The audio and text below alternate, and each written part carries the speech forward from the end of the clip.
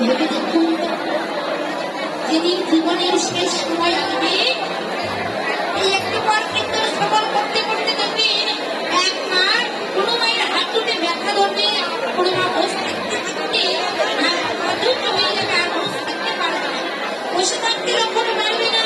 ওদিকে অনেকক্ষণ হলো চাপের এবার ঘরে যাই, একজন গেল তো আর দুজনকে সঙ্গে নিয়ে গেল।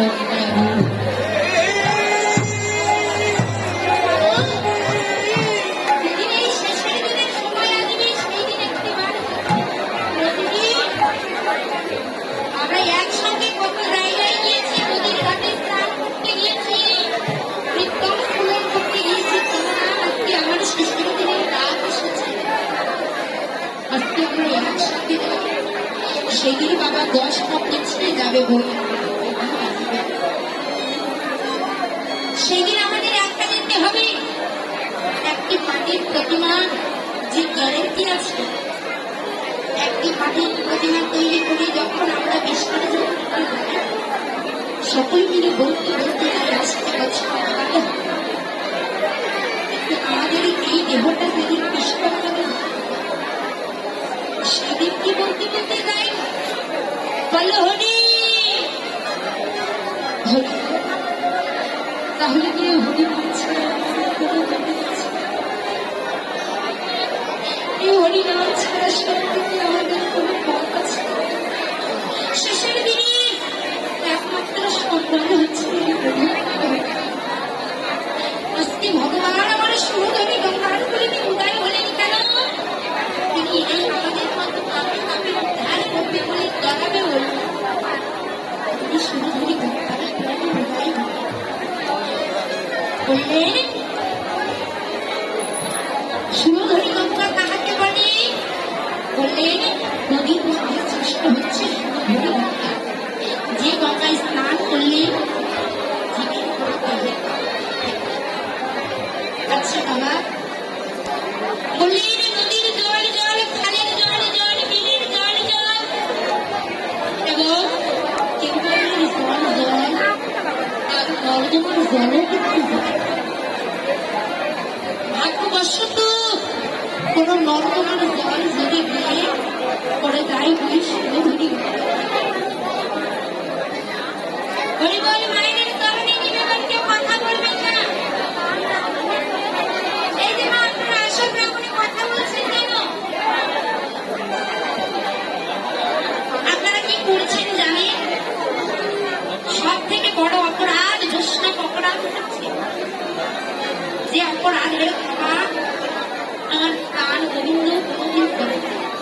এই যে কীর্তন আসলে বসে থেকে কথা বলছে, এটি হচ্ছে আমাদের বড় অপরাধ, বৈষ্ণবের চরণে অপরাধ, যে অপরাধের ক্ষমা আমার প্রাণ গোবিন্দ করে না। কেননা বললেন 3টি অপরাধ আছে, নাম অপরাধ, সেবায় অপরাধ আর বৈষ্ণব অপরাধ। একজন মা বসে থেকে যদি আস্বাদন করে, আরেকজন যদি শ্রবণ করে, আরেকজন যদি তাহলে বিভ্রান্তি ঘটে যায়, ওই মায়ের মনে আঘাত লাগে।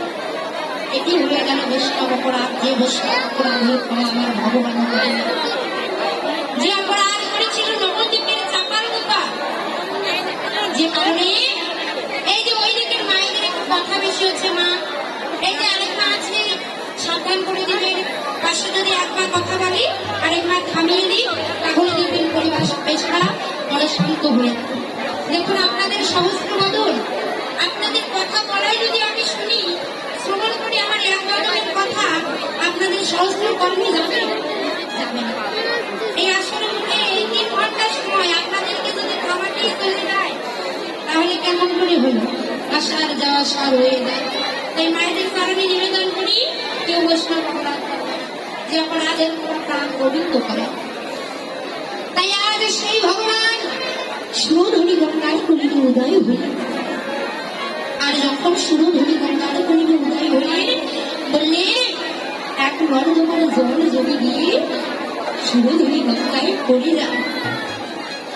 বন্যায় প্লাবিত হয়ে, বৃষ্টি পরিষ্কার হয়ে যদি ওই নর্দমার জল দিয়ে সুরধনী গঙ্গায় পড়ে যান, সেই নর্দমার জলকে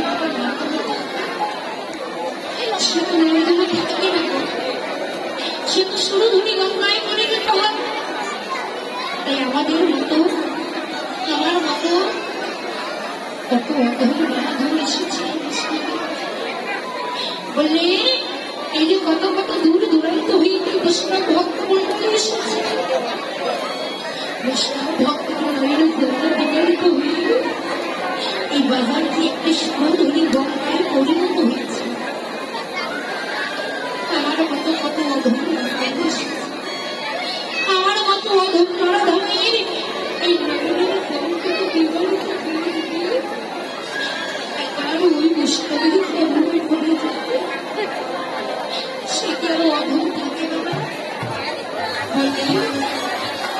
বৈষ্ণব হলেন পরশমণি, যে পরশমণির ছোঁয়া পেলে লোহা শুকিয়ে হয়ে আমাদের মতো যদি একবার বৈষ্ণব ভক্তের পরশ পাই আমরা আর অধম থাকবো না গো, মহাবৈষ্ণবে পরিণত হয়ে যাবো।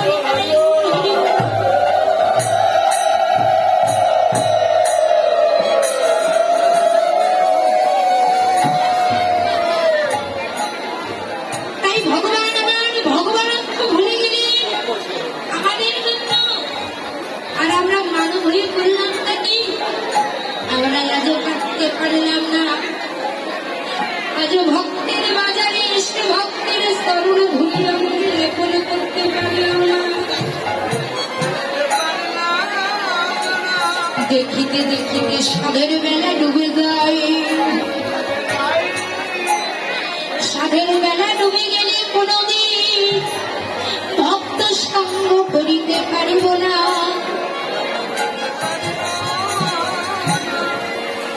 বাবা আমাদের জীবনের কথা তো বলা যায় না,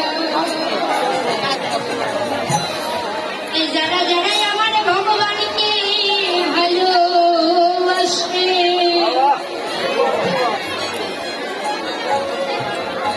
জাগতিক জগতের যত দুঃখ কষ্ট তাদেরকে দিবে ধরে।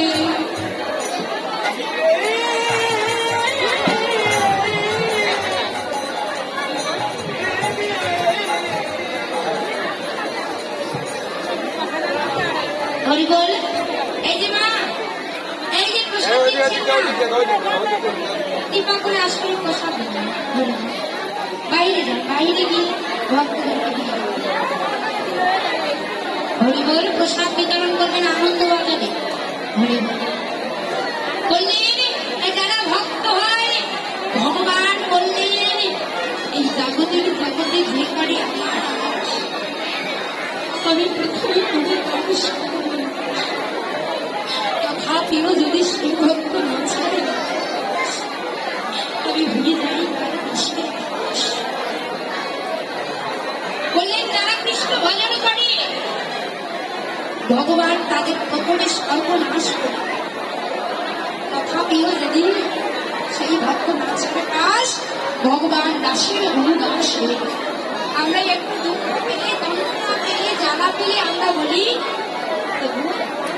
তুমি আমাকে এত দুঃখ দিলে আমি আর তোমাকে সারাদিন ভগবানকে সেবা দিই আর বলি দয়াময় তুমি আমাকে ধন দাও, টাকা দাও, পয়সা দাও, ঐশ্বর্য দাও, কিন্তু তার মাঝে কি একবার বলি বাবা